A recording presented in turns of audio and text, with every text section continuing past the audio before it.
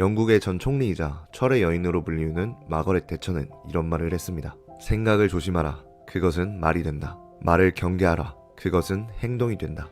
행동을 조심하라. 그것은 습관이 된다. 습관을 경계하라. 그것은 성격이 된다. 성격을 조심하라. 그것은 운명이 된다. 물론 이 명언의 의도는 생각의 중요성에 대해 강조하기 위함이지만 성격은 운명이 된다 라는 마지막 메시지는 우리에게 성격의 중요성에 대해 강조해주고 있습니다. 그리고 이 다양한 성격들 중 부자가 되기에 유리한 성격이 있다는 사실 알고 계신가요? 선하고 착한 성격이 부자 되기에 유리하다면 자원봉사자들이 대부분 부자일 것이고, 계산적인 성격이 부자가 되기에 유리하다면 쫌생이 같은 내 상사가 부자여야 할 텐데 도저히 감이 잘 안 잡히시죠? 도대체 부자가 되기 유리한 성격이 뭘까요? 오늘 영상을 끝까지 보신다면 이 문제에 대한 해답을 얻으실 수 있을 겁니다. 나는 이런 성격이 절대 아닌데 라고 하셔도 괜찮습니다. 성격은 절대로 바뀌지 않는 게 아닙니다. 의식적으로 노력하다 보면 분명히 변화하실 수 있을 거예요. 그리고 만약 이런 성격을 가지셨다면 나 이제 곧 부자 되겠네? 라고 기분 좋게 받아들이시면 될 것 같아요. 자, 준비가 되셨다면 바로 시작해 보겠습니다. 사실 질투심은 인간의 본능적인 감정이에요. 나보다 잘난 사람이 주변에 존재한다는 건 이성으로부터 선택받기가 그만큼 어려워진다는 겁니다. 즉, 내 유전자의 생존과 번식에 불리하다는 거죠. 그래서 우리는 나보다 잘난 사람을 볼 때 질투의 감정을 느끼도록 설계되었습니다. 질투는 곧 본능이라는 거죠. 하지만 본능을 억누를 수 없다고 해서 반드시 순응할 필요는 없습니다. 본능이 과거 조상들의 생존과 번식에 유리했을지는 몰라도 지금 시대에 성공하는 데는 매우 불리하거든요. 사촌이 땅을 샀을 때 배가 아프다 라는 건 나에게는 그와 비슷한 땅을 살 능력이 없어. 그러니까 저 사람을 깎아내려. 그래야 생존과 번식에 유리해 라는 메시지를 스스로에게 보내는 것과 같습니다. 그리고 이 메시지는 부정적인 자아상을 만들어내죠. 할 수 없다고 믿는 것을 해낼 수 있는 사람은 없습니다. 긍정적인 사람은 한계가 없지만 부정적인 사람은 한계 없다 라는 말은 이 진리를 관통하는 말입니다. 그래서 우리는 주변 사람들이 성과를 냈을 때 안에서는 불편한 질투의 감정이 올라오더라도 의식적으로 축하를 해주어야만 합니다. 바로 이렇게 말이죠. 그래, 질투는 나지만 나는 당신의 능력을 축복해.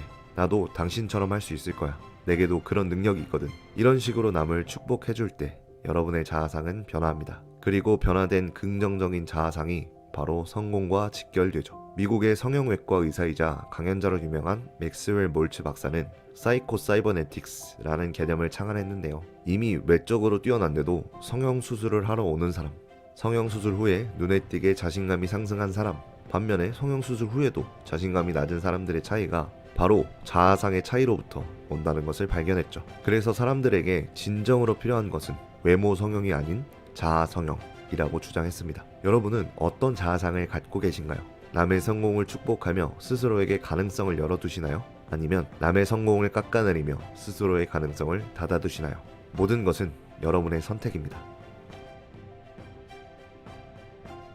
천재 물리학자 아인슈타인, 애플의 스티브 잡스, 아마존의 제프 베이조스, 불멸의 영웅 이순신 장군까지 이들의 공통점은 주변 사람들로부터 공상가로 불리며 멸시받았다는 것입니다. 평범한 사람들이 보기에는 말도 안 되는 비전과 꿈을 가지고 있어요. 그들은 이미 그 공상이 이루어진 시점에서 출발하여 그 공상을 현실로 만들어낼 방법을 찾아냅니다. 하지만 대다수의 사람들은 현실에서부터 추적하기 때문에 공상을 현실로 만들어낼 방법이 안 보이죠. 20년 전만 하더라도 스마트폰으로 동영상을 보고 노래를 듣고 은행 업무를 보고 내비게이션 기능을 사용하고 카드 결제까지 할 수 있을 줄 누가 알았을까요? 만약 여러분이 2000년으로 돌아가서 자율주행 기능을 탑재한 자동차가 나올 거라고 얘기하면 100% 미친 사람 취급을 받을 겁니다. 지금 이 시대를 살고 있는 대표적인 공상주의자가 한 명 있죠. 너무나도 잘 알고 계시는 테슬라와 스페이스X의 CEO 일론 머스크입니다. 민간 우주 기업 스페이스X가 재사용 로켓 모델을 발표했을 때 여론이 어땠는지 혹시 기억하세요? 온갖 전문가들이 등판하여 그것은 불가능하고 미친 짓이라고 떠들어댔죠. 하지만 결과는 어떻게 됐죠?